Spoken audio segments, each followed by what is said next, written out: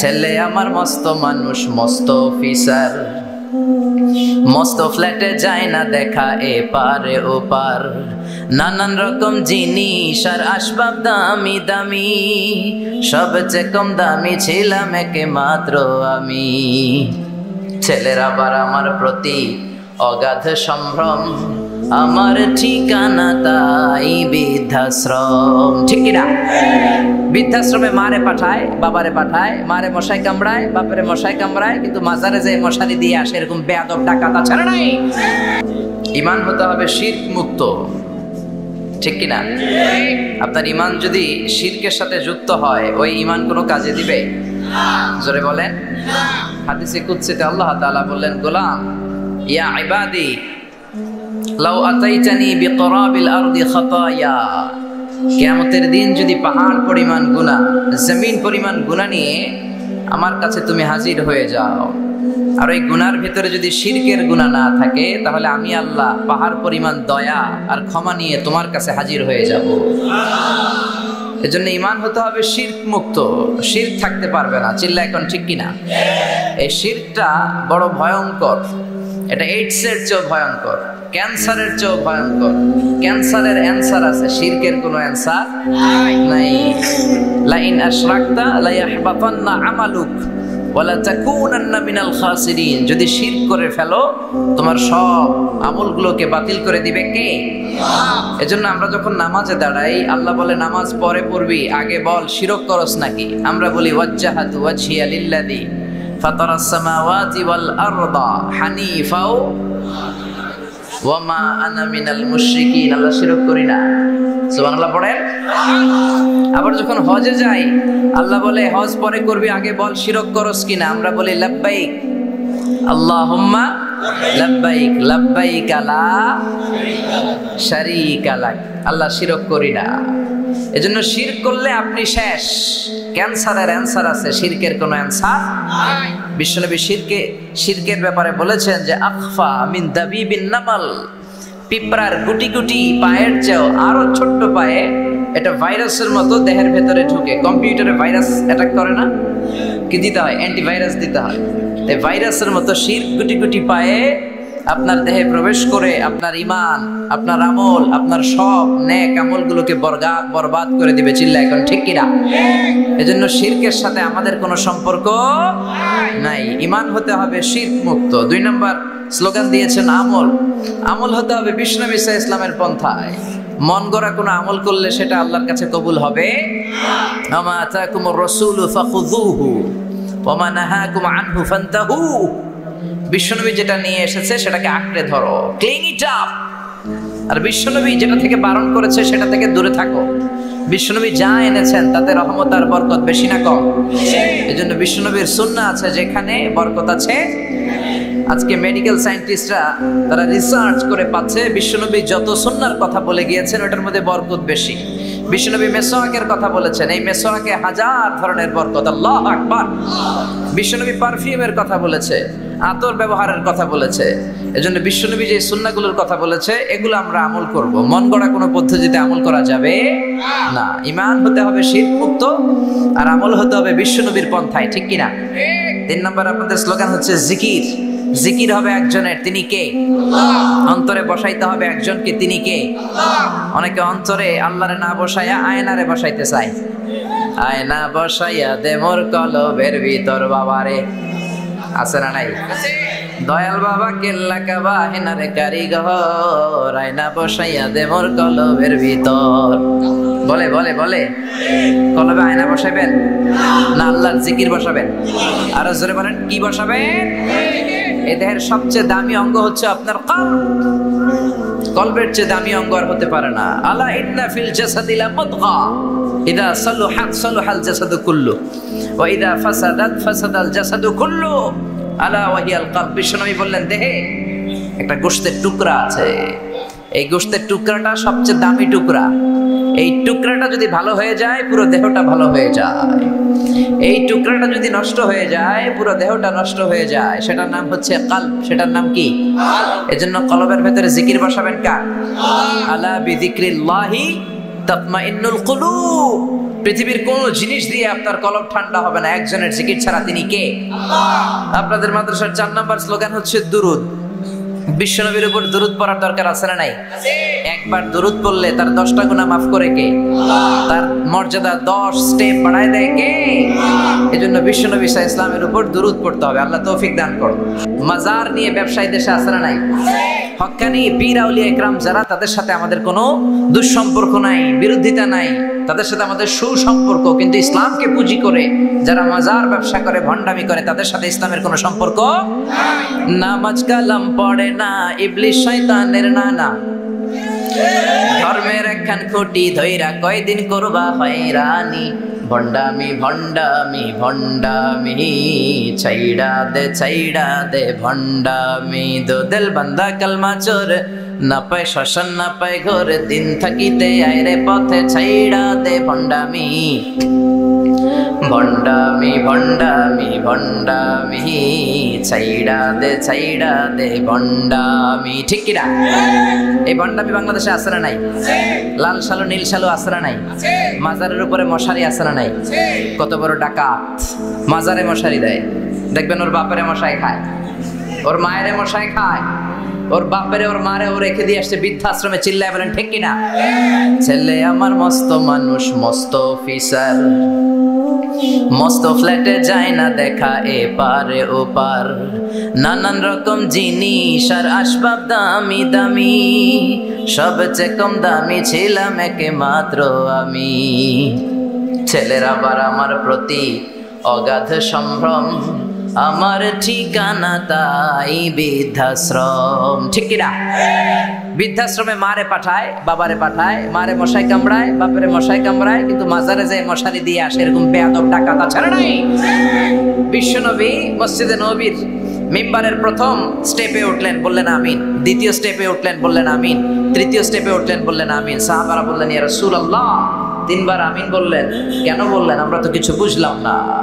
বিশ্বনবী বললেন, প্রথম স্টেপে যখন পা রেখেছি, সাইয়েদনা জিব্রাইল বলেছে, রোজা পে, সিয়াম পে, রমাদান পে যারা নিজের গুনাহ মাফ করাতে পারলো না, তাদের উপর আল্লাহ লানত। আমি বললাম আমিন। দ্বিতীয় স্টেপে আমি যখন পা রেখেছি, জিব্রাইল এসে বলেছে, আমি বিশ্বনবী মুহাম্মদ রাসূলুল্লাহ সাল্লাল্লাহু আলাইহি ওয়াসাল্লামের নাম শোনার পরেও যে সাল্লাল্লাহু আলাইহি ওয়াসাল্লাম বললো না, তার উপর আল্লাহ লানত। আমি বললাম আমিন।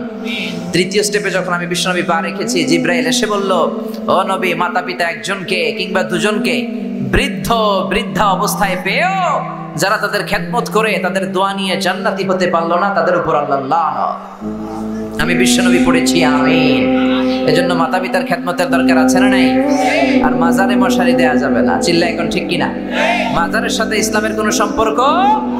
আপনি কবর জিয়ারত করতে যাবেন, কিন্তু যিনি শুয়ে আছে তার কাছে কিছু চাওয়া যাবে না, চাইতে হবে একজনের কাছে। তিনি কে? কেউ যেটা পারে না পারে কে? কেউ যেটা দেয় না দেয় কে? আপনার মনের জ্বালা যন্ত্রণা দুঃখ দুর্দশা দূর করে দিতে পারে একজন, তিনি কে? আল্লাহ আমাদেরকে সহি সমঝ দান করুন। আপনারা সবাই ভালো আছেন তো? শীত টিত লাগে না তো? এত রাতে আপনারা বসে থাকবেন আমার ধারণা ছিল না। আমি ভাবছি উঠে চলে যাবেন। তো আপনারা যেহেতু বসে আছেন, আল্লাহ তাআলা যদি তৌফিক দেয়, আমরা মহাবিশ্বয় মহাগ্রন্থ আল কোরআন আল কারীম থেকে কিছু কথা শুনবো ইনশাআল্লাহ। কিন্তু ওঠা বসা করা যাবে না। আমরা যে বইটা থেকে কথা শুনবো, বইটার নাম কি? আরো জোরে বলেন, কি নাম? এই কোরআনের তেলাওয়াত শুনলে, এই কোরআনের তাফসীর শুনলে অন্তরটারে ঠান্ডা করে দেয় কে? হৃদয়টাকে বিগলিত করে দেয় কে? পৃথিবী বিখ্যাত কারি আব্দুল বাসিত ইবনে আব্দুস সামাদ, ওনার একটা তেলাওয়াত শুনে ইন্ডিয়ার প্রধানমন্ত্রী ইন্দিরা গান্ধী উনি কাঁদতে কাঁদতে বেহুশ হওয়ার উপক্রম হয়েছিল। ইন্দিরা গান্ধী কি মুসলমান না হিন্দু? তো হিন্দু কোরআন শুনে চোখের পানি ছাড়ে। সুবহানাল্লাহ পড়বেন না? আব্দুল বাসিত ইবনে আব্দুস সামাদ মিশরীয় কারি। জামাল আব্দুল নাসের মিশরের প্রেসিডেন্ট আব্দুল বাসিত ইবনে আব্দুস সামাদকে নিয়ে সোভিয়েত ইউনিয়নে গেল, যেটা বর্তমানে আমরা চিনি রাশিয়া নামে। কি নামে? তো রাশিয়াতে যাওয়ার পরে সবাই হচ্ছে কমিউনিস্ট। তো উনি জামাল আব্দুল নাসের মিশরের প্রেসিডেন্ট, তার সব মন্ত্রীদেরকে চিনাই দিচ্ছে, এটা ফিনান্স মিনিস্টার, এটা হচ্ছে এডুকেশন মিনিস্টার, এটা হোম মিনিস্টার। তো সবাইকে পরিচয় করে দেওয়ার পরে সবাই সুটেড বুটেড টাই পরা, কিন্তু আব্দুল বাসিত পড়তেন জুব্বা। কি পড়তো? এখন সবাই বলে, এটা আপনাদের কোন মন্ত্রী? এটা কি ধর্মমন্ত্রী? সবাই টাই পরা, স্যুট পরা, প্যান্ট পরা, শার্ট পরা, আর এই জুব্বা পরা লোকটা কে? তো মিশরের প্রেসিডেন্ট জামাল আব্দুল নাসের বললেন, এটা আমার কোনো মন্ত্রী নয়, এটা আমার দেশে কোরআনের আবৃত্তিকারী, কোরআনকে যিনি তেলাওয়াত করে ওই আবৃত্তিকারক। সুবহানাল্লাহ। এখন কমিউনিস্ট নেতারা শুনে তো অবাক, কিরে কিসের আবার কোরআন, আবার কেমন করে আবৃত্তি হয়? আমাদের কাছে তো এমন কিছু নাই। জামাল আব্দুল নাসের বলে, আমাদের যদি কোনো বড় পার্টি হয়, প্রোগ্রাম হয়, ওই প্রোগ্রাম শুরু হয় এই কোরআনের আবৃত্তি দিয়ে, তেলাওয়াত দিয়ে। সুবহানাল্লাহ। তো ওই দিন রাতে ছিল বেলি ড্যান্সের পার্টি। কমিউনিস্ট নেতারা ডিনার করবে, রাতের খাবার খাবে, আর বেলি ড্যান্স হবে। কি হবে? বেলি ড্যান্স মানে কোমর দুলানোর নৃত্য, আর সাথে মদ আছে না নাই? জোরে বলে, মদ খাবে আর বেলি ড্যান্স হবে। তো রাশিয়ার প্রেসিডেন্ট বলল, আজকের রাতের বেলি ড্যান্সটা আমরা অফ রাখি। আপনি যেই আপনাদের ধর্মীয় গ্রন্থের আবৃত্তিকারককে নিয়ে এসেছেন, তার আবৃত্তি আমরা শুনবো আর মদ খাবো। মদ খাবে আর কোরআন শুনবে। তো জামাল আব্দুল নাসের বললেন, যা হোক, তারপরেও কোরআনের কথাটা শোনাই না, দেখি কি হয়। সুবহানাল্লাহ পড়বেন না? তো জামাল আব্দুল নাসের অনেক বলে কয়ে কারি আব্দুল বাসিত ইবনে আব্দুস সামাদকে রাজি করালো যে আজকে রাতে তো যে নাইট পার্টি হবে, ওখানে বেলি ড্যান্স হবে আর হুইস্কি খাবে, রেড ওয়াইন খাবে, অ্যালকোহল খাবে, মদ খাবে। তো বেলি ড্যান্সটা বন্ধ করতে পারছি, মদ খাওয়ানোটা বন্ধ করতে পারিনি। আপনি তেলাওয়াত করবেন, ওরা শুনবে আর মদ খাবে। আব্দুল বাসিত বলে, আমি রাজি, খালি মাইকটা আমার হাতে দিয়েন। তো শত শত লোক বসেছে, কমিউনিস্ট লিডাররা, রাশিয়ার প্রেসিডেন্ট কারি আব্দুল বাসিত ইবনে আব্দুস সামাদ মাইকের সামনে এসে আল্লাহরে বলে, আল্লাহ, আমার গলায় যত সুর দিয়েছো, যত দরদ দিয়েছো, যত মেলোডি দিয়েছো, ভয়েস দিয়েছো, আর সুরের ঝংকার দিয়েছো, সব উজাড় করে আমি তেলাওয়াত করব। তুমি এই কমিউনিস্ট লিডারদের অন্তরটা গলিয়ে দিও। উনি চোখ বন্ধ করে তেলাওয়াত করতে শুরু করলেন। উনি আউযু বিল্লাহি মিনাশ শাইতানির রাজীম বলে যখন টান দিলেন, সবাই মদের বোতল টেবিলে রেখে দিয়ে আব্দুল বাসিতের তেলাওয়াতের দিকে মনোযোগী হয়ে গেল। কেউ আর মদ খায় না, পাগলের মতো তাকিয়ে আছে। উনি দীর্ঘ লম্বা সময় তেলাওয়াত করলেন। ওনার তেলাওয়াত যারা শুনেছেন, ওনার রেসাইটেশনের স্টাইল হচ্ছে লম্বা দম নেয়, তারপর তাল লয় নিয়ে আবার টান দেয়, আবার দীর্ঘ সময় থামে, আবার পড়ে। লম্বা সময় উনি তেলাওয়াত করলেন। ওনার তেলাওয়াত শুনতে শুনতে কমিউনিস্ট লিডাররা নিজেদেরকে আর ধরে রাখতে পারলো না। মদ তো খাই না, এখন কাঁদতে শুরু করছে। দাঁড় দাঁড় করে ওদের চোখ দিয়ে পানি পড়তে শুরু করেছে। এই দৃশ্য দেখে জামাল আব্দুল নাসের, রাশিয়ার প্রেসিডেন্ট, এরা তো অবাক। কারি আব্দুল বাসিত ইবনে আব্দুস সামাদ, মিশরের সবচেয়ে বড় কারি, তেলাওয়াতের পরে চোখ খুললেন। চোখ খুলে দেখে পুরো হল রুম তার কন্ট্রোলে। সুবহানাল্লাহ। সবাই শুধু কাঁদে। মিশরের প্রেসিডেন্ট জামাল আব্দুল নাসের কমিউনিস্ট লিডারদেরকে বললেন, ও যে তেলাওয়াত করছে আপনারা কিছু বুঝছেন? কয় না, কিছু বুঝি নাই। তো কাঁদলেন কেন? তারা বলতে শুরু করলো, আমাদের অন্তরে অনেক জ্বালা, আমাদের অন্তরে অনেক যন্ত্রণা, দুঃখ, কষ্ট, এগুলোকে ভুলে থাকার জন্য আমরা রাতে মদ খাই আর বেলি ড্যান্স দেখি। কিন্তু আজকে তোমার এই আবৃত্তিকারকের তেলাওয়াত শুনে আমাদের হৃদয়ে যত জ্বালা ছিল সব দূর হয়ে গিয়েছে। আমাদের হৃদয়টা, কলিজাটা ঠান্ডা হয়ে গিয়েছে। আমরা অর্থ বুঝি না, এর মানে বুঝি না, কিন্তু মনের অজান্তেই চোখ দিয়ে পানি নামতে শুরু করেছে। ওই আল্লাহর কোরআন আজও আসরা নাই। ওই কোরআনকে আমরা ক্ষমতায় বসাতে চাই কি চাই না? কোরআনের আইন দিয়ে দেশ চলুক, সমাজ চলুক, গোটা বিশ্বে কোরআনের এই পতাকা পথ পথ করে উড়ুক, আমরা চাই কি চাই না? কারা কারা চাই? দুহাত উঁচু করে আল্লাহর দেখায়।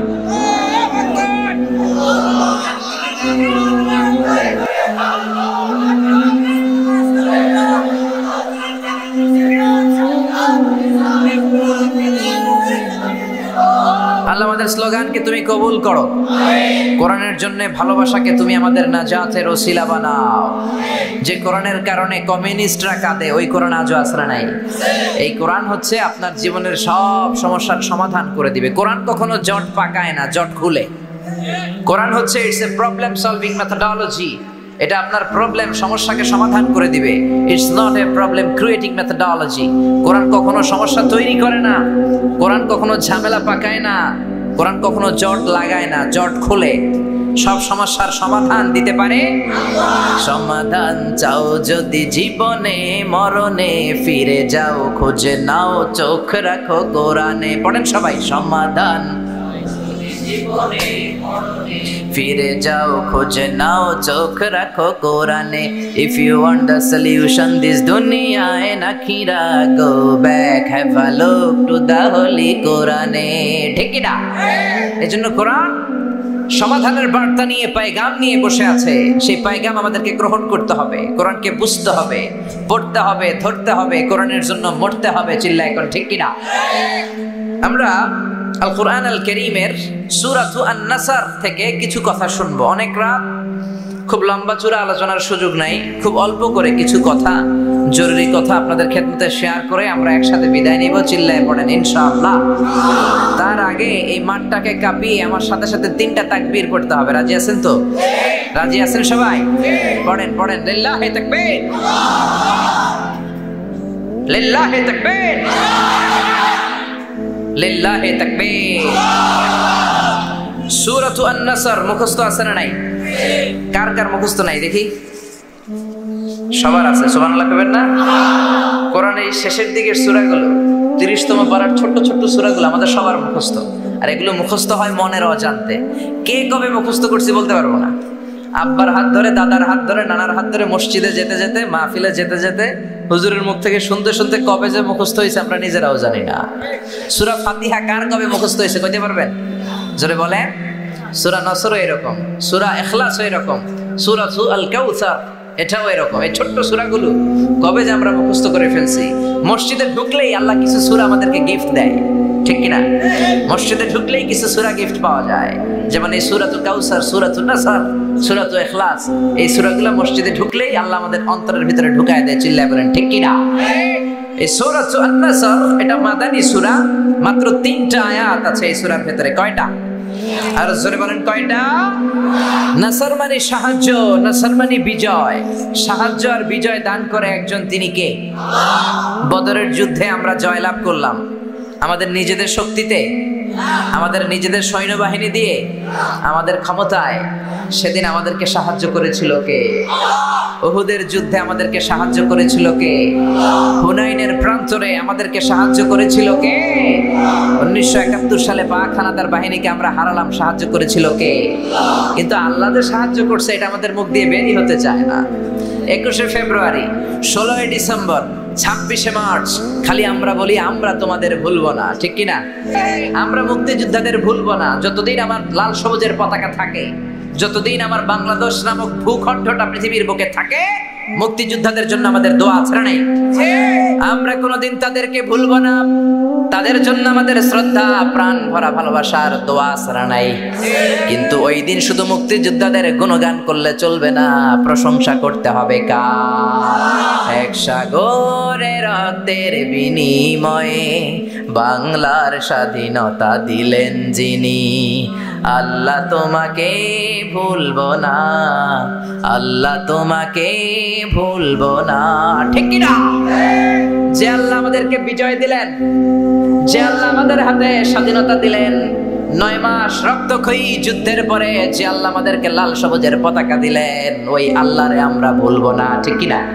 এজন্য 16ই ডিসেম্বর, 26শে মার্চ, 21শে ফেব্রুয়ারিতে মুক্তিযোদ্ধাদের জন্য যেমনি দোয়া করব, ভাষা শহীদদের জন্য যেমনি দোয়া করব, আর সাথে সাথে প্রশংসা আর শুকরিয়া জ্ঞাপন করব কার? চিল্লায় বলেন কার?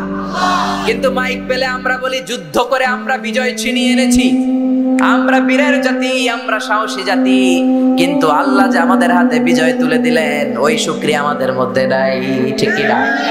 আমরা মাইক পেলে সব ভুলে যাই, আল্লাহরে ভুলে যাই। টিভির ক্যামেরার সামনে দাঁড়ালে, সাংবাদিকদের সামনে দাঁড়ালে আমরা বলি এই দুর্যোগে কিচ্ছু হবে না, আমরা দুর্যোগ মোকাবেলা করব। ভূমিকম্পে বাংলাদেশের কিচ্ছু হবে না, অনেক খাদ্য মজুদ আছে, দুর্যোগ মন্ত্রী বলে ফেলে, ঠিক কিনা? তারপর শোক দিবসের ঘোষণা দেয়। শোক দিবসের ঘোষণা দিয়ে কোনো লাভ নাই, তওবা দিবস ঘোষণা দিতে হবে। চিল্লায় এখন ঠিক কিনা? 16 কোটি মানুষ আমাদের পাপের কারণে এই দুর্যোগ। যাহারাল ফাসাদু ফিল বাররি ওয়াল বাহর বিমা কাসাবাত আইদিন নাস। জলে স্থলে অগ্নিকাণ্ড, ঝড় তুফান, ভূমিকম্প যাই হয় সব আমাদের হাতের কামাই। এজন্য মন্ত্রীদের টিভির সামনে এসে বলা দরকার, আমরা জাতীয় তওবা দিবস ঘোষণা দিলাম। কোন দিবস? প্রধানমন্ত্রীর নেতৃত্বে আমরা সবাই তওবা করলাম। চিল্লায় বলেন তওবা করতে কোনো আপত্তি আছে? কথা কন। এজন্য আমাদেরকে বিজয় দিয়েছে কে? আমাদেরকে 1971 সালে পাক হানাদার বাহিনীদেরকে হারানোর ব্যাপারে সাহায্য করেছে কে? আল্লাহর সাহায্য ছাড়া আমরা বিজয় পাইতাম? জোরে বলেন পাইতাম। এজন্য রব্বুল আলামিন বলেন ইযা জাআ নাসরুল্লাহি ওয়াল ফাত ওয়া রাআইতান নাসা ইয়াদখুলুনা ফি দীনিল্লাহি আফওয়াজা ফাসাব্বিহ বিহামদি রাব্বিকা ওয়াস্তাগফিরহু ইন্নাহু কানা তাওয়াবা। পড়েন আল্লাহু আকবার। এই সূরাটি মাদানী সূরা। কি সূরা? আর জোরে বলেন। 10ম হিজরিতে নাজিল হয়েছে হাজ্জাতুল ওয়াদা'ের সময়। বিশ্বনবী যখন হজ করেছিলেন, বিশ্বনবী জীবনে হজ করেছিলেন একটা। কয়টা? অনেকে এটা জানেন না। 4টা উমরা করেছেন, মাত্র একটা হজ বিশ্বনবীর নসিবে ছিল। এটাই হচ্ছে বিদায় হজের বাণী বা ভাষণ যে আমরা শুনি, সেই বিদায় হজ, শেষ হজ, এটাই বিশ্বনবীর একটা মাত্র হজ। ওই হজের মৌসুমে আইয়ামুত তাশরিকের সময় মিনা প্রান্তরে বিশ্বনবীর উপর এই 3 আয়াতের ছোট্ট সূরাটাকে নাজিল করেছে কে? এই সূরাটা হচ্ছে আখিরু সূরাতি নুজুলান ফিল কোরআন।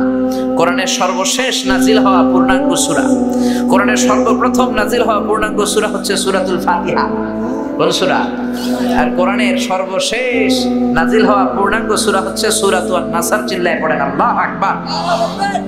এই সূরার নাম সূরাতুন নাসর ছাড়াও আরো একটা নাম আছে, সেটা হচ্ছে সূরাতু আত-তাওদী', মানে বিদায়ের সূরা। বিশ্বনবী যে পৃথিবী থেকে অল্প কিছুদিনের মধ্যেই চলে যাবেন, বিদায় নেবেন, তার আগাম বার্তা এই সূরার ভেতরে আছে না নাই? বিশ্বনবী এই সূরা নাজিল হওয়ার পর পৃথিবীতে মাত্র 80 দিন বেঁচে ছিলেন। কয় দিন? কোন বর্ণনা এসেছে বিশ্বনবী এই সূরা নাজিলের পর মাত্র 90 দিন 3 মাস বেঁচে ছিলেন। এজন্য এই সূরা নাজিলের পর বিশ্বনবী বলতেন ওয়াকাদ নুঈতু ইলা নাফসি, আমার মনে হয় আমি আর বাঁচব না। এই সূরার অর্থ থেকে মনে হয় এই পৃথিবীতে আমি আর বেশি দিন নাই, কারণ আল্লাহ বলেছেন ও নবী যখন সাহায্য আসবে আর বিজয় আসবে আর আপনি দেখবেন লোকজন ঢলে ঢলে দলে দলে কালিমা পড়ে মুসলমান হয়ে যায়। পৃথিবীর সবাই যদি কালিমা পড়ে মুসলমান হয়ে যায়, তার মানে বিশ্বনবীর দাওয়াতি মিশন কমপ্লিট। ঠিক কি না? বিশ্বনবীর যেই পয়গাম, যে মিশন দিয়ে আর যে ভিশন দিয়ে আল্লাহ পাঠিয়েছে, ওই ভিশন কমপ্লিট। বিশ্বনবীর আর পৃথিবীতে থাকার দরকার নাই। চিল্লা এখন ঠিক কি না? এই কথা শুনে বিশ্বনবীর কন্যা, কলিজার টুকরা, নয়নের পুতুলি সাইয়্যিদাতুনা ফাতিমা রাদিয়াল্লাহু তাআলা আনহা ফাবাকাত, কাঁদতে শুরু করলেন। বিশ্বনবী বললেন ইসবিরি ইয়া ফাতিমা, ধৈর্য ধরো ফাতেমা, কান্না করো না, কেননা ফাইন্নাকি আউয়ালু আহলি বাইতি লিহাকান বি, এই পৃথিবী থেকে চলে যাওয়ার পরে সর্বপ্রথম আমার পরিবারের সদস্যদের মধ্য থেকে তুমি আমার সাথে সাক্ষাৎ করবে রে ফাতেমা। বিশ্বনবী মাত্র এই সূরা নাজিলের পর কয়দিন বেঁচে ছিলেন? 80 দিন। সাইয়েদনা ওমর ফারুক যখন খলিফা, আশিয়াখু বদর, বদরের শায়েখ সাহাবীদের সাথে, বয়স্ক সাহাবীদের সাথে ছোট্ট একটা সাহাবাকে মিটিং এ রাখতেন। ওনার নাম আব্দুল্লাহ ইবনে আব্বাস। কি নাম? সবাই বলেন কি নাম? উনি হচ্ছেন রাইসুল মুফাসসিরিন। এই পৃথিবীতে যত মুফাসসির আসবে তাদের সর্দার। এই যে আমরা তাফসীর করি, আমরা তো তাফসীরের কিছু জানিই না, তাফসীরের তাও তো আমরা জানি না, তারপরে তো আমরা কোরআনের খেদমত করে যাচ্ছি। গোটা বিশ্বে যত তাফসীর কারক ছিল, অনাগত ভবিষ্যতে আসবে, সব মুফাসসিরদের সম্রাট হচ্ছে বিশ্বনবীর চাচাতো ভাই আব্দুল্লাহ ইবনে আব্বাস। চিল্লায়ে পড়েন সুবহানাল্লাহ। সাইয়েদনা ওমর ফারুক বয়স্ক সাহাবীদের মিটিং এ আব্দুল্লাহরে রাখতেন। বয়স্ক সাহাবারা বলে, মনে মনে বলে, আমাদের নাতির বয়সের এই ছেলেটারে কেন ওমর ফারুক মিটিং এ রাখে? মনে বড় কষ্ট লাগে, এই ছোট্ট ছেলেটারে কেন আমাদের মিটিং থেকে উঠায় দেয় না? আমরা মুরব্বীরা মিটিং করব, ছোট্ট বাচ্চা সাহাবী কেন? ওমর ফারুক যখন কথাটা শুনলেন, মনে মনে ভাবলেন ঠিক আছে, আমি বুঝাবো কেন এই ছেলেরা রাখি। একদিনের মিটিং এ সাইয়েদনা ওমর ফারুক সবাইকে নিয়ে তেলাওয়াত করতে শুরু করলেন। পড়েন ইযা জাআ নাসরুল্লাহি ওয়াল ফাত ওয়া রাআইতান নাসা ইয়াদখুলুনা ফি দীনিল্লাহি আফওয়াজা ফাসাব্বিহ বিহামদি রাব্বিকা ওয়াস্তাগফিরহু ইন্নাহু কানা তাওয়াবা। আল্লাহু আকবার। এই সূরা তেলাওয়াত করে সাইয়েদনা ওমর ফারুক এক বয়স্ক সাহাবীরে বললেন, বয়স্ক শিয়াখ বদর, এই সূরা থেকে কি বুঝেছেন বলেন? সাহাবী বলে, আমি বুঝেছি বিজয় দিতে পারে একজন, তিনি কে? আল্লাহ। ওমর ফারুক বলে, হয় নাই। আরেক সাহাবীরে বললেন, আপনি বলেন তো এই সূরা থেকে আপনি কি বুঝছেন? আরেক সাহাবী বলল, আমি বুঝেছি আমাদেরকে আরো বড় বড় শহর বিজয় করতে হবে। ওমর ফারুক বললেন, হয় নাই। আরেক বয়স্ক সাহাবীরা ধরলেন, আপনি কি বুঝছেন সূরা নাসর থেকে? উনি বললেন, আমি বুঝেছি বিজয় লাভ করার পরে প্রশংসা করতে হবে একজনের, তিনি কে? আল্লাহ। ওমর ফারুক বললেন, হয় নাই। পেছনে বসে আছে ছোট্ট আব্দুল্লাহ ইবনে আব্বাস, ডেকে পাঠালেন, আব্দুল্লাহ সামনে আসো, তুমি কি বুঝেছো? আব্দুল্লাহ ইবনে আব্বাস বলল, আমি বুঝেছি হুয়া আজালু রাসূলিল্লাহ, এই সূরা নাজিলের পর বিশ্বনবী যে পৃথিবীতে বেশি দিন বেঁচে থাকবে না, আমি এই জিনিসটা বুঝেছি। ওমর ফারুক বললেন, আসাবতা ইয়া আব্দুল্লাহ ইবনে আব্বাস। আব্দুল্লাহ ইবনে আব্বাস বয়স্ক সাহাবারা একজনও সঠিক উত্তর দিতে পারে নাই। সঠিক উত্তর হয়েছে সেটা যেটা তুমি বলেছো। সুবহানাল্লাহ। তার মানে এই সূরা হচ্ছে বিশ্বনবী যে থাকবেন না তার আগাম বার্তা এই সূরার ভেতরে আছে না নাই? কারণ বিশ্বনবী চলে যাবেন, বিশ্বনবীকে আল্লাহ যখন সাহায্য দিলেন, বিশ্বনবীর হাতে যখন বিজয়ের ঝান্ডা দিয়ে দিলেন, বিশ্বনবীর হাতে হাত রেখে যখন কালিমা পড়ে সবাই মুসলমান হতে শুরু করলো, তার মানে বিশ্বনবীর দাওয়াতি মিশন কমপ্লিট। বিশ্বনবীর এখন উঠায় নিল, বিশ্বনবীর ইসলাম পৃথিবীতে থাকবে। বিশ্বনবীরা এখন পৃথিবী থেকে নিয়ে গেল, কালিমার বাণীকে, কোরআনের বাণীকে কেউ বুঝতে পারবে না। চিল্লা এখন ঠিক কি না? এজন্য আল্লাহ বললেন, ইদা জাআ নাসরুল্লাহি ওয়াল ফাতহ, ও নবী যখন সাহায্য আসবে, বিজয় আসবে, সাহায্য আমাদেরকে দান করে কে? আলা ইন্না নাসরুল্লাহি করিব ওয়া মান নাসরু ইল্লা মিন ইনদিল্লাহিল আজিজিল হাকীম। পৃথিবীর কেউ আপনারে সাহায্য করতে পারবে না একজন ছাড়া, তিনি কে? আল্লাহ বললেন, নবী যখন আমি আপনারে সাহায্য করব, যখন আমি আপনারে বিজয় দিব, এই ফাতহ দ্বারা উদ্দেশ্য হচ্ছে ফাতহে মক্কা, মানে মক্কা বিজয়। কি বিজয়? জোরে বলেন, সবাই বলেন, মক্কা বিজয়। কারণ মক্কা বিজয় হয়ে যাওয়ার পরে কাফিরদের কোমরকে আল্লাহ ভেঙে দিয়েছে। আর কোন কাফির মুশরিক বিশ্বনবীর সামনে দাঁড়িয়ে বড় কথা বলতে পারে নাই, ঠিক কিনা? এজন্য আল্লাহ বললেন, যখন আমি সাহায্য পাঠালাম, যখন আমি বিজয় দিলাম, আরাইতান নাসা ইয়াদখুলুনা ফি দীনিল্লাহি আফওয়াজা, তখন লোকজন দলে দলে কালিমা পড়ে মুসলমান হয়ে যাবে। সুবহানাল্লাহ। ও নবী যখন আমি আপনার সাহায্য দিব, বিজয় দিব, এজন্য বিশ্বনবীকে আল্লাহ তাআলা বিজয় চাওয়ার জন্য, ক্ষমতা চাওয়ার জন্য দোয়া করতে বলেছে। আল্লাহ নিজে শিখিয়ে দিয়েছে, ও নবী আপনি দোয়া করেন আমি যেন আপনার ক্ষমতার চেয়ারে বসাই, আমি যেন আপনার ক্ষমতা দেই, আমি যেন আপনার সাহায্য করি। এজন্য ক্ষমতা চাওয়াটা কল্যাণের জন্য, ক্ষমতায় যেতে চাওয়াটাও খারাপ কিছু না। চিল্লা এখন ঠিক কি না?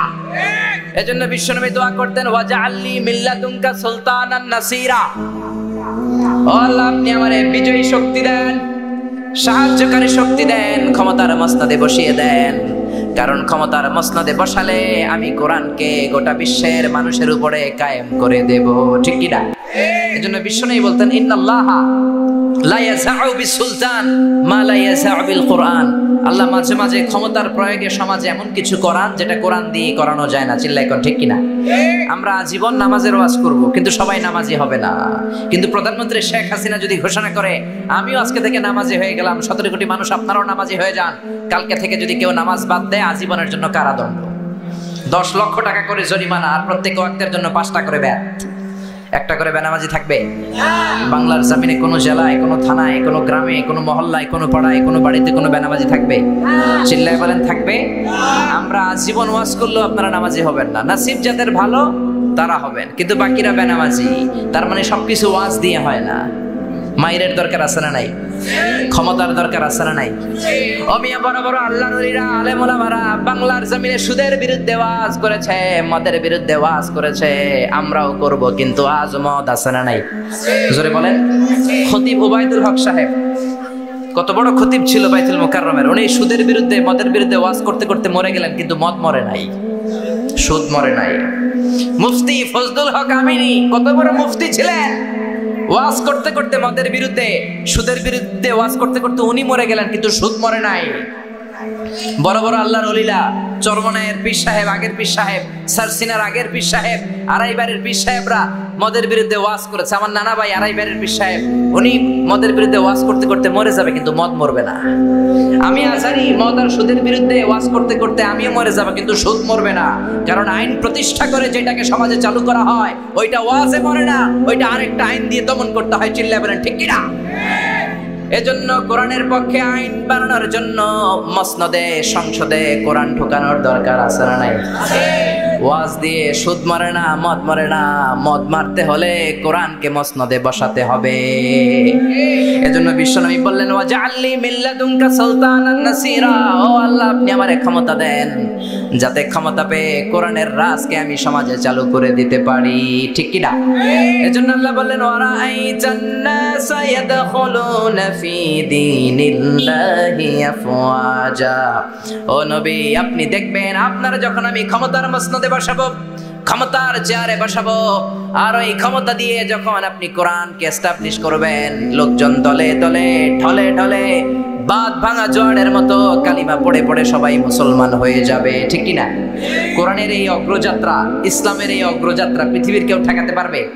কোন জেল জরিমানা রক্ত চক্ষুর ভয় দেখিয়ে কোরআনের আওয়াজকে থামানো যায়? কোরআনের আওয়াজকে থামানো যাবে? কোরআনের ব্যাপারটা একেবারেই ভিন্ন। এটারে থামাইতে গেলে এটা লাফায় ওঠে, এটারে বন্ধ করতে চাইলে এটা হুঙ্কার দিয়ে গর্জে উঠে চিল্লা। এখন ঠিক কি না?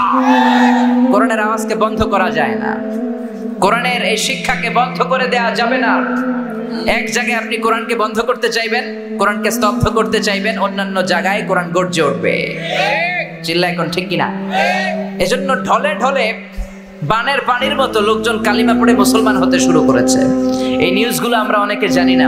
ইউরোপে আমেরিকাতে প্রতিদিন স্ট্রিট দাওয়া হয়, কলেজ দাওয়া হয়, রাস্তায় রাস্তায় দাঈরা কালিমার দাওয়াত দিয়ে খ্রিস্টানদেরকে, হিন্দুদেরকে, ইহুদিদেরকে কালিমা পড়ায় মুসলমান বানায় ফেলছে। হাজার হাজার লোক ইসলামের সুশীতল ছায়াতলের নিচে চলে আসছে, কিন্তু এগুলো CNN এ কভার হয় না, কেবল নিউজ নেটওয়ার্কে এগুলো পাবেন না, বিবিসিতে, ব্রিটিশ ব্রডকাস্টিং কর্পোরেশনে এগুলো আসে না, কারণ এগুলো আসলে গোটা বিশ্বে একটা তোলপাড় তৈরি হয়ে যাবে। এগুলো আসে না, এই নিউজগুলো আমরা শুনতে পাই না। বানের পানির মতো, বাঁধ ভাঙা জোয়ারের মতো লোকজন ইউরোপে আমেরিকাতে কালিমা পড়ে মুসলমান হচ্ছে। খ্রিস্টানদের এখন সবচেয়ে বড় চিন্তা, who is this Muhammad, what is this Quran, what is this Islam, কি এই ইসলাম, কে এই মুহাম্মদ, কি এই কোরআন। বিশ্বনবীর নাম লিখে তারা অনলাইনে সার্চ করে, দে search by writing Muhammad, then they find a big biography of the last messenger, they read, they become convinced, they cry, and some of them they accept Islam. তারা বিশ্বনবী সম্পর্কে জানার জন্য বিশ্বনবীর নাম লেখা অনলাইনে সার্চ দেয়, অনলাইনে বিশ্বনবীর জীবনী পায়, পড়ে তারা অবাক হয়, অনেকে চোখের পানি ছাড়ে, যাদের নসিব ভালো কালিমা পড়ে মুসলমান হয়ে যায়। খোদ আমেরিকাতে এখন মুসলমানের সংখ্যা 30 লাখেরও বেশি, হাজার হাজার মসজিদ হচ্ছে আমেরিকায়। ইউরোপিয়ান সোসাইটিতে মুসলমানদের অবদান দিনকে দিন বাড়ছে। একটা জরিপে, একটা স্ট্যাটিস্টিক্সে এসেছে, একটা সার্ভেতে এসেছে, after the twin tower attack, the number of Muslim community already have been doubled in United states of America. Twin tower অ্যাটাকের পর, 9/11 এর পর আমেরিকাতে আগে যা মুসলমান ছিল, এই 9/11 এর পরে, টুইন টাওয়ার অ্যাটাকের পরে এখন মুসলমান তার দ্বিগুণ হয়ে গেছে। এজন্য যত সভ্যতা, যত শক্তি, যত সুপার পাওয়ার আছে সবগুলোকে অবদমন করে সর্বশেষ যে পাওয়ারটার উত্থান ঘটবে সেটার নাম ইসলাম। সেটার নাম কি? বিশ্বাস হয়? একটু সন্দেহ লাগে? সন্দেহ সন্দেহ লাগে না? স্যার স্যামুয়েল হ্যান্টিংটন একটা বই লিখেছে, দি ক্লাশেস অফ সিভিলাইজেশন, সভ্যতার সংঘাত। তিনি বলেছেন পৃথিবীতে এত এত সভ্যতা, সবগুলো সভ্যতার পরে সর্বশেষ যে সভ্যতাটার বিজয় হবে, সুপার পাওয়ার হিসেবে যে সভ্যতাটা দাঁড়িয়ে থাকবে সেটার নাম ইসলামের সভ্যতা। সুবহানাল্লাহ। এজন্য ইমানের নূর দিয়ে, কালিমার নূর দিয়ে আল্লাহ যারে ধন্য করতে চায়, পৃথিবীর কোন শক্তি তাকে সেই নূর থেকে মাহরুম করতে পারে। আমেরিকাতে প্রথমে মুসলমান হলো বক্সার মোহাম্মদ আলী। আপনি ইন্টারনেটে Muslim community in United states of America দিয়ে সার্চ দিলে এদের নামগুলো পাবেন। কি পরিমাণে সেলিব্রিটিরা আমেরিকাতে মুসলমান হয়েছে। তিনি 60-এর দশকে মুসলমান হয়েছে, ইন্তেকাল করেছে 2016 সালে।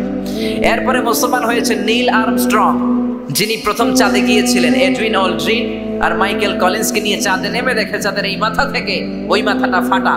পৃথিবীতে এসে বিশ্বনবীর জীবনী পড়ে জানতে পেরেছে বিশ্বনবী আঙ্গুলের ইশারায় চাঁদকে 2 ভাগ করেছে। এই ঘটনা জেনে সে কালিমা পড়ে মুসলমান হয়েছে।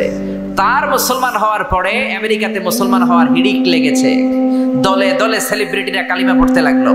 মুসলমান হলো ফ্রান্সের বিখ্যাত surgeon doctor Morris Bucaille. France তার বাড়ি, তার মানে ইউরোপে, পুরো ইউরোপ কেঁপে গেল। তিনি তার নাম রেখেছেন কনভার্টেড মুসলিম হিসেবে সুলাইমান। এরপরে এরকম শত শত সেলিব্রিটি, পাকিস্তানের ক্রিকেটার ইউসুফ ইউয়ানা কালিমা পড়ে মুসলমান, টনি ব্লেয়ারের আপন শালী লরেন বুথ একজন মিডিয়া কর্মী কালিমা পড়ে মুসলমান।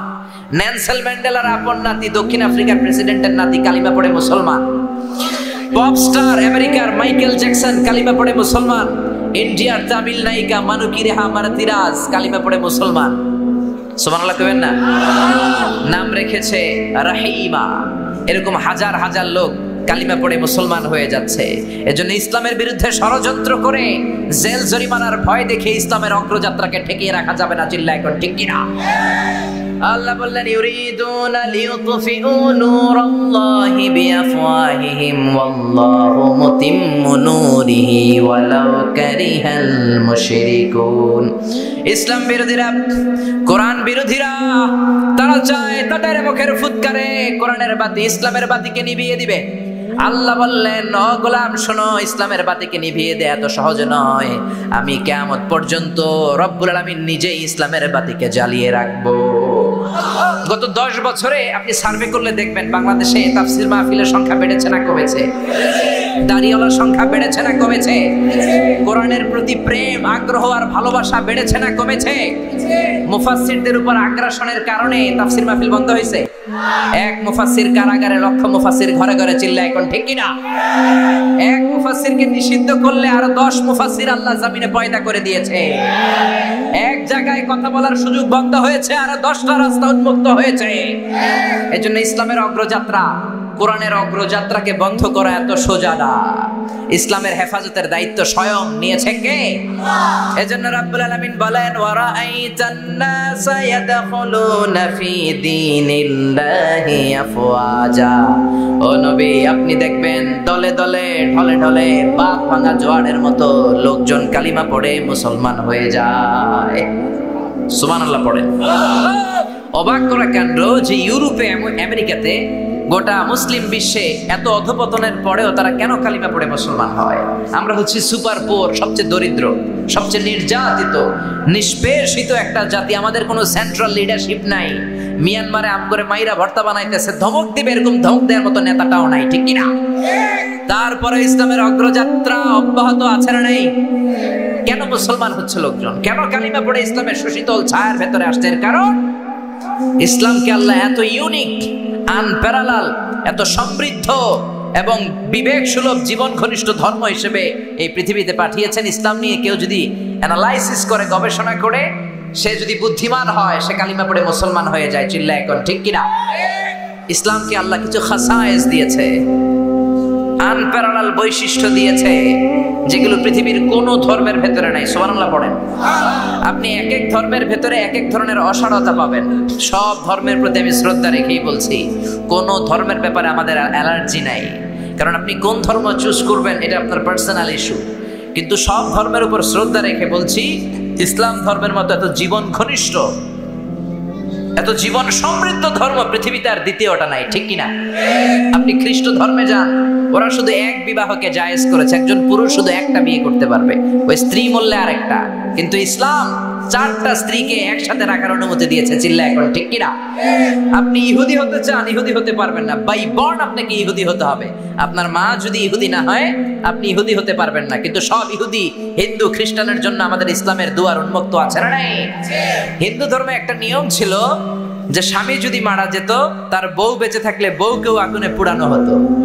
সতীদাহ প্রথা বলে, ঠিক কিনা? রাজা রামমোহন রায় এসে এটাকে উঠিয়েছে। আবার হিন্দু ধর্মে একটা সিস্টেম আছে, আপনাকে আসল হিন্দু হইতে হইলে একবার গোমূত্র পান করতে হবে। গরুর পেশাব পান করবেন নি?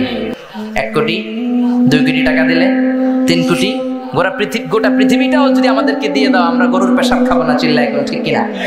এইরকম কোনো অসার বিধান, জীবনের সাথে কোনো সংযোগ নেই, কানেকশন নেই, এরকম কোনো বিধান ইসলামে আছে? এই জন্য এগুলো দেখে, ইসলামের বিউটি দেখে লোকজন কালিমা পড়ে মুসলমান হয়ে যায়। কোন সুবহানাল্লাহ। লন্ডনে আমার কিছু ফ্রেন্ড, তারা ক্লিনলিনেস অ্যাওয়ারনেস ক্যাম্পেইন করেছে, সব জায়গার ময়লা পরিষ্কার করত। তো লোকজন জিজ্ঞেস করলো যে লন্ডনের এই ময়লাগুলো কোথায়? সবাই বলল কিছু যুবক ছেলে ময়লা পরিষ্কার করে। তারা যেয়ে দেখলো যুবকগুলো কথা বলে না, মুখে মাস্ক আর গেঞ্জির মধ্যে লেখা মুহাম্মদ সাল্লাল্লাহু। দেখেন কথা না বলেও শুধু একটা শব্দ দিয়েও দাওয়াতি কাজ করা যায় কি যায় না?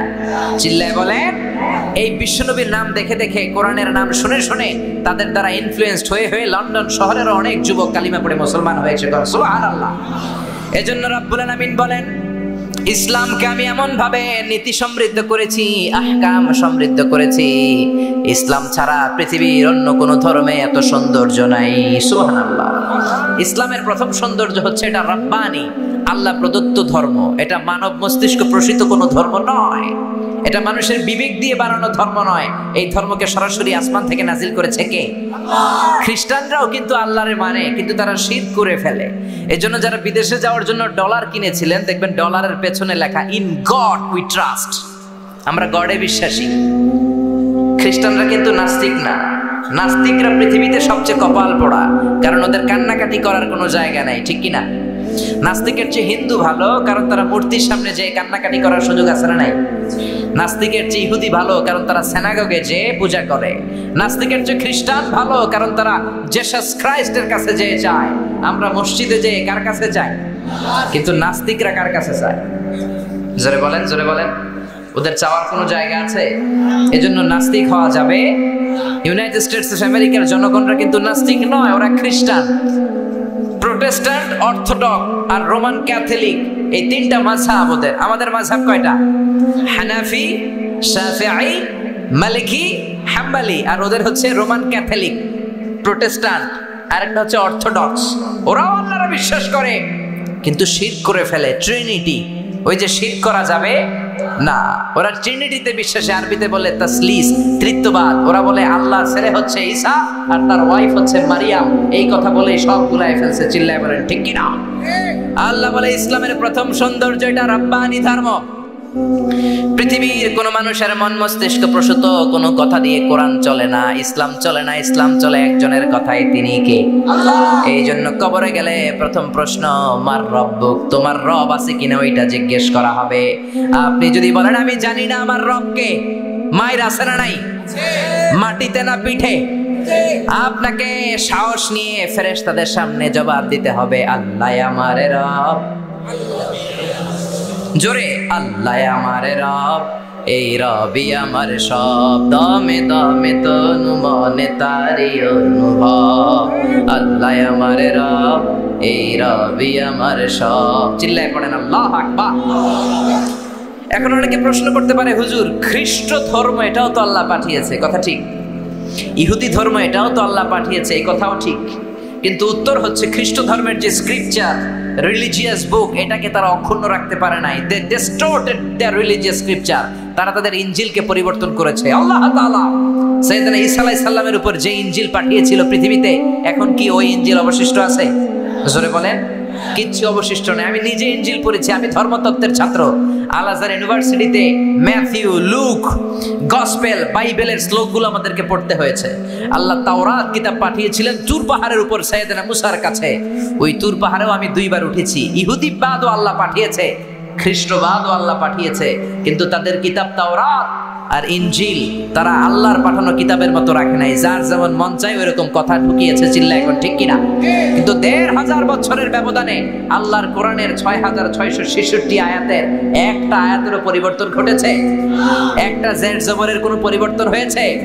একটা অক্ষরের কোনো পরিবর্তন হয়েছে? কোনোদিন পরিবর্তন হবে? পৃথিবীর সব কোরআনগুলোকে একসাথে স্তূপ করে আপনি যদি আগুন জ্বালিয়ে দেন, তাইলে মনে হয় পৃথিবীতে আর কোরআন থাকবে না? থাকবে, থাকবে। আমার হাফেজদের কলিজায় কোরআন আছে না নাই? যদি আগুন লেগে ধ্বংস হয়ে যায়, ধ্বংস হয়ে যায়, যদি আগুন লেগে যায়, পুড়ে যায় পৃথিবীর সব বইয়ের দোকান, বিশ্ব থেকে হারাবে না পবিত্র কোরআন, বিশ্ব থেকে হারাবে না পবিত্র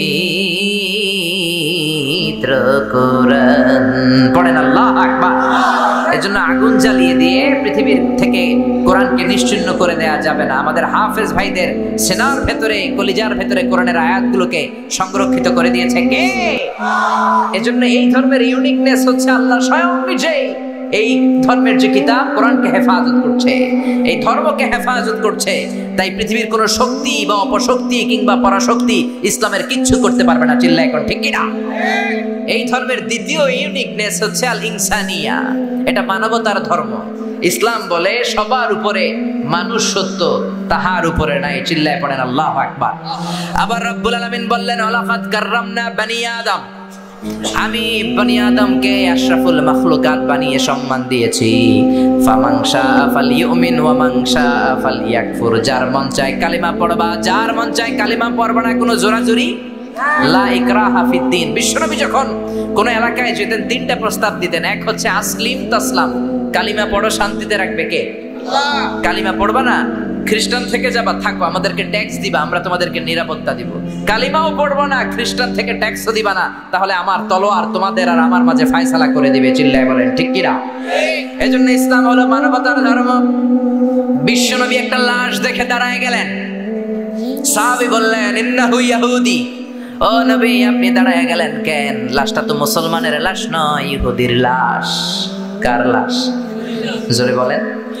ও নবী, এটা তো ইহুদির লাশ, আপনি দাঁড়াইলেন যে? বিশ্বনবী বললেন আওয়ালাইসাত নাফসান, এটা কি মানুষ না? এটা ইহুদি হোক, এটা খ্রিস্টান হোক, এটা বৌদ্ধ হোক, এটা তো মানুষ। আমি মানুষকে সেলিউট করেছি, আমি মানুষকে সম্মান দিয়েছি। চিল্লায় বলেন আল্লাহু আকবার। এজন্য এই ধর্মটা হচ্ছে ইনসানিয়ার ধর্ম, মানবতার ধর্ম। 3 নম্বরে এই ধর্মটা হচ্ছে দ্বীনুন শামিল, দ্বীনুন কামিল। আপনার গোটা জীবনে যা যা দরকার সবকিছু কোরআনের ভেতরে দিয়ে দিয়েছে কে? কোরআনের শুরু থেকে শেষ পর্যন্ত যদি আপনি রিসার্চ করেন, আপনি দেখবেন আপনার জীবনের এমন কোনো অঙ্গন নাই যে অঙ্গনের ব্যাপারে আপনারে আল্লাহ পাক কিছু বলে নাই, সব বলে দিয়েছে। এজন্য ইসলামকে খণ্ডিত করে মানা যায় না, মানলে পুরোটাই মানতে হয়। আপনি যদি বলেন 114টা সূরার 110টা মানি, 4টা মানি না, মুমিন না কাফের? মানলে আপনার সব মানতে হবে। 6666 আয়াত, আপনি বললেন 6665টা মানি, কয়টা মানি না? মুমিন না কাফের? মুমিন না কাফের? অনেকে বলে আমরা সুবিধাজনক কথাগুলা মানি, কঠিন কথা মানি না। এরকম কথা যারা বলে মুমিন না কাফের। সুন্নাত নয় শুধু সুমধুর আলাপ, আর সুন্নাত হলো হুঙ্কার গর্জন। ঠিক কি না? আপনি মিষ্টি মিষ্টি আলাপ করলেন, অন্যায়ের প্রতিবাদ করলেন না, হুঙ্কার দিলেন না, আপনি কি মুমিন না কাফের? সুন্নাত নয় শুধু মেষ চড়াতে যাওয়া, আর সুন্নাত হলো রাষ্ট্রনায়ক হওয়া। ঠিক কি না? মা মিন নাবিয়্যিন ইল্লা রাআল গানাম, পৃথিবীতে এমন কোন নবী নাই যে নবী ছাগল চড়ায় নাই। এজন্য সুন্নাত আদায়ের জন্য আপনি ছাগল চড়ান, কিন্তু কোরআনকে যে সংসদে বসাইতে হবে ওই সবচেয়ে বড় সুন্নাতটা আপনি মানেন না, আপনি মুমিন না কাফের?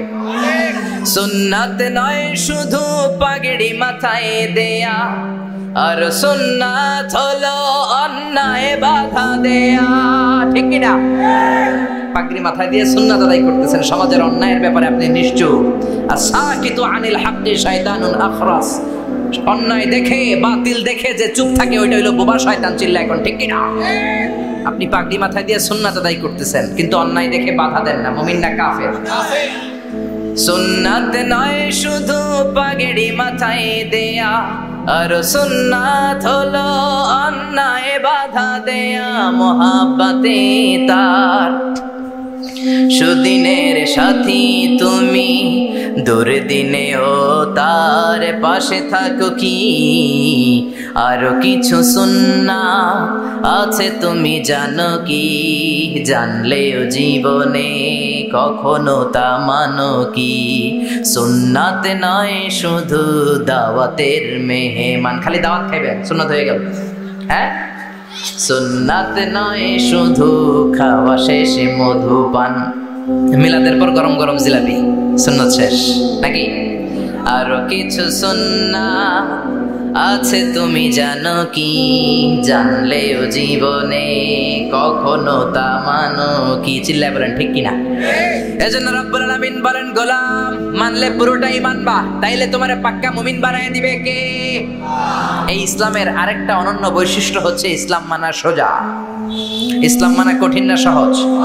ইসলামের যত নিয়ম আপনার সাথে স্যুট করবে, আপনার সাথে ম্যাচ করবে, আপনার সাথে যাবে না, স্যুট করে না, ম্যাচ করে না, এমন কোনো নিয়ম আল্লাহ দেয় নাই। সুবহানাল্লাহ। দাঁড়িয়ে নামাজ পড়া ফরজ, দাঁড়াতে পারেন না, বসে পড়েন, কবুল করে নিবে কে? ওযু করে নামাজ পড়া ফরজ, ঠান্ডা লাগছে তায়াম্মুম করেন, কবুল করে নিবে কে? দামি জিনিস দিয়ে মহারণা দেওয়া ফরজ, টাকা নাই কিন্তু কোরআনের কয়েকটা সূরা জানেন, আপনার স্ত্রী সূরা পারে না, আপনি আপনার স্ত্রীকে কোরআনের সূরা পড়ায় দেন, এইটাকেও মোহর হিসেবে কবুল করবে কে? বিশ্বনবী বললেন ইয়াসিরু ওয়ালা তুআসিরু বাশিরু ওয়ালা তুনাফিরু, ইসলামকে সহজ করে সাবলীল করে মানুষের কাছে উপস্থাপন করো, ইসলামকে কঠিন করে দিও না। চিল্লায় পড়েন সুবহানাল্লাহ। এজন্য ইসলাম মানা সহজ, ইসলামের মধ্যে কোনো কাঠিন্যতা নাই।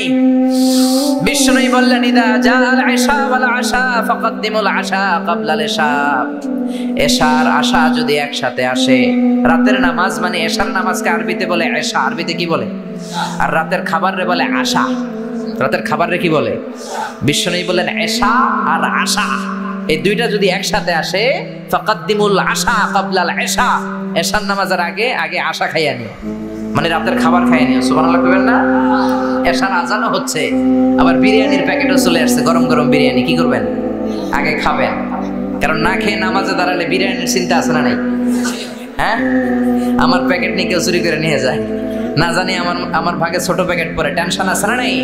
কত সুন্দর ইসলাম! আপনার ডিমান্ডকে, আপনার জীবনের প্রয়োজনকে গুরুত্ব দিল কে? চিল্লায় বলেন কে? এগুলো দেখে লোকজন কালিমা পড়ে মুসলমান হয়ে যায়। এই ইসলামটা হচ্ছে নলেজ বেসড রিলিজিয়ন। এই ইসলামের মধ্যে কোনো গোজামিল নাই। আমি গোজামিল দিলে আমারও আপনারা ধরবেন, চিল্লা এখন ঠিক কিনা? কিন্তু বাইতুল মুকাররমের খতিব গোজামিল দিলে মনে হয় সমস্যা নাই নাকি? উনি গোজামিল দিলেও ধরবো। কাবার ইমাম শাইখ আব্দুর রহমান সুদাইস যদি গোজামিল দেয় 7 গুণ মাফ। হ্যাঁ, ওনারও ধরবেন, এত সাহস, ওনাকেও ধরতে হবে। গোজামিল নাই, কারণ এই কোরআনের প্রথম কথা শুরু হয়েছে পড়ো, নলেজ গ্যাদার করো। কোরআনের প্রথম কথা কি? ইকরা বিসমি রাব্বিকাল্লাযী খালাক, খালাকাল ইনসানা মিন আলাক।